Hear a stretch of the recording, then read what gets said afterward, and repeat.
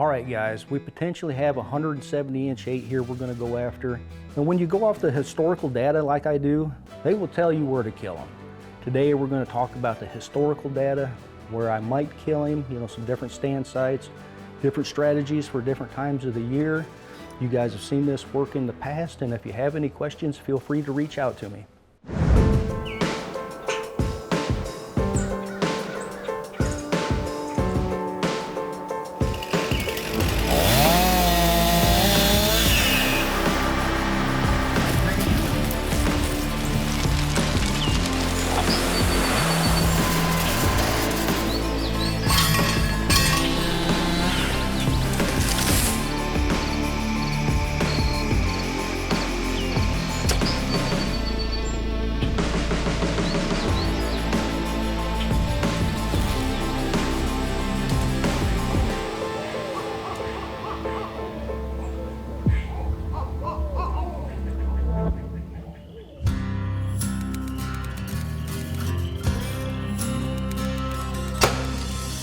Oh, I heard carbon down there.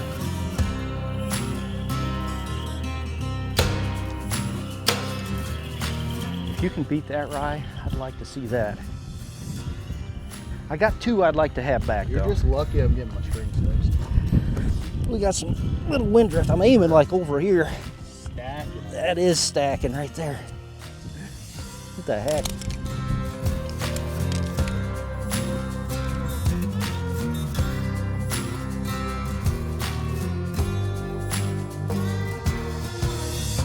One of my favorite things nowadays is when you have history with a deer and you know that deer is going to be on the target list, and then you try and figure out everything you can about him to go back and hunt him that next year.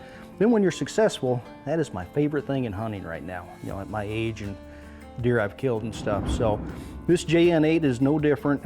We first noticed him in 2024. He just showed up on camera, and it was a deer that, well, this would be his antler in 24. Looked like he was going to be a special deer, and I aged him at 4.5 that year. So then going into the 2025 season, I thought he was a 5.5-year-old buck, but then as more pictures started coming in closer to the rut, I was looking at his body, the shape of his body and the size, and I thought, man, that could be a 4-year-old buck. And so I took him off the list last year and just decided to keep an eye on him and see what happened, see what he turned into. So now going into this year, I'm certain he's at least 5 if he's not 6. So either way, he's going to be on the list this year, and just excited to put the historical data together. What I do with these bucks when I have historical data like that is I will go through all the trail pictures and see every place I got a picture of him and see if there's areas where he's kind of consistent, especially outside of the rut if he's consistent. So some of the things I look at with the historical data is, first of all, I want to look at time of the year. So as a using this area early in the year, I feel like, they're very killable at that time.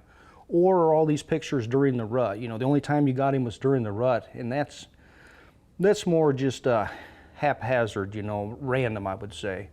So I'm going to look at time of the year, and I also want to look at time of the day, because a lot of times if you catch one, it doesn't really apply to JN8, but if you catch one on a certain day that you don't normally see, a lot of times you'll catch him the next year on the same day. It's crazy to me how that works out. But so I'm looking at all that stuff. I don't put as much weight into trail pictures during the rut, unless he's just consistent all year in the same area. Then obviously that's where you want to be. But so that's typically what I'm looking at, is time of year, time of day, when I'm looking at historical stuff. Even if it's in the dark, you still want to look at that time of day, because was it 30 minutes after dark or 30 minutes before? So, maybe he's just right there coming from that real close. It tells you he's probably not that far away, especially early and late. The older stuff I don't put as much weight into, because a lot of times, say as a 3-year-old, they'll get pushed out of that area. Crabs and picket fence was a great example of this. So picket fence used to run down the same, crabs plot area with crabs. And so I thought, that's where we'd end up hunting that deer and killing him. But, that year, I would say, because crabs was down there, he was the dominant buck. He pushed picket fence out of there, and he ended up about 3/4 of a mile from that area. And then when he relocated, he never moved from that area. He stayed in that, couple hundred acres, whatever it was, never went back down in that crabs area. So that's another good takeaway to me is, all right, you've got the historical data. Was he there every year, or did he move into this new location and now that's where he's at? So I'm always going to put the most weight into the year before and then keep those food sources the same, like I've said. And a lot of times they'll do things very similar, if not the same. So when I'm trying to figure out the personality of a buck, primarily I'm going through trail cameras. I don't want to be out there every day just leaving scent and all that kind of stuff. So I'm keying in on things. A lot of times I'll see when a buck is aggressive toward another buck. Maybe it's another 4 or 5 year old buck, and if he's walking him off in the camera, because a lot of times these are on food sources, so you get a little bit of interaction with them. That tells me that's more aggressive buck. So now you can go into, okay, I can probably decoy him, I can probably snort wheeze him, I can probably rattle at him. All that kind of stuff matters. And then if you've got something just the opposite of that, you see another buck is maybe walking this buck off, or any buck, and you see that he's not the dominant buck. So you want to put that kind of stuff in your mind and go like, okay, maybe I don't want to call it this buck. He's already scared of these other deer. He's kind of shy. Maybe he's not that callable. Or maybe you switch to like a doe bleat, something like that might interest him, not another buck. I'm probably not going to snort wheeze at a buck like that doesn't seem aggressive. So those are all things you can kind of key in on. Time of the year matters to me. As you get closer to the rut, you're going to see more of that. Early in the year, later in the year, you're probably not going to see much of that. So going into 2025, my main focus is on this Genesis buck. We're doing everything we can with trail cams, with food sources, trying to keep things the same like I'm talking about. And of course, early we got the Genesis buck killed, and so that freed up, we're still going to hunt another deer. And of course, we're watching this guy. We go down to hunt the 6x6, and when this guy's in the area, we could see him and could film him. We get the 6x6 first time in on some clover, and there was a great scrape down there that we didn't have a camera on, and we noticed. And we went back, after I killed that 6x6, we went back there and stuck a camera on that scrape.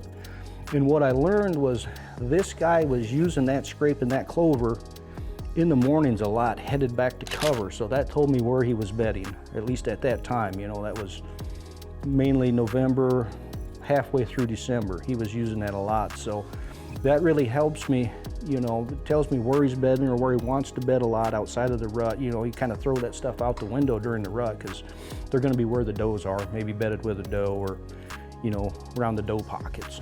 So the season couldn't be going any better. And then, coming out of that, Devin's got a tag. So we go take Devin out on a decoy hunt. He shoots the short tine 10, which is a great buck, an old buck. So season couldn't be going any better.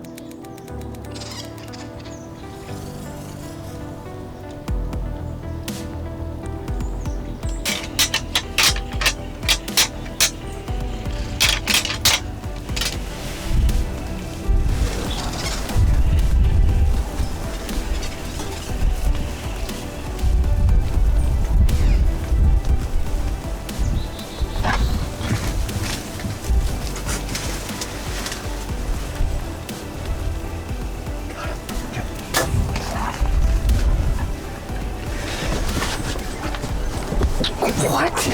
Short tide? Oh my gosh. Did I just let him have it,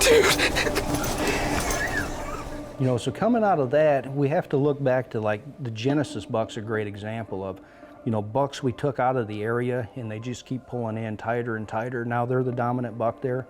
So with this JN8, I think that may be the same case. We took out the 6x6.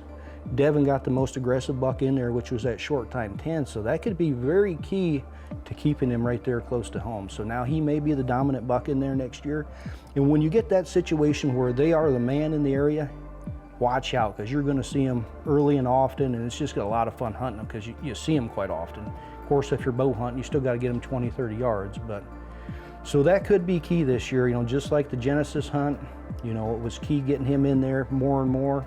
I think could be the same with this JN8. Taking all of that into consideration, now I'm going to go over where I think I'll kill this deer or have a chance to kill him early is going to be that clover field I was telling you about, where I figured out, having a camera on that scrape, I figured out where he likes to bed.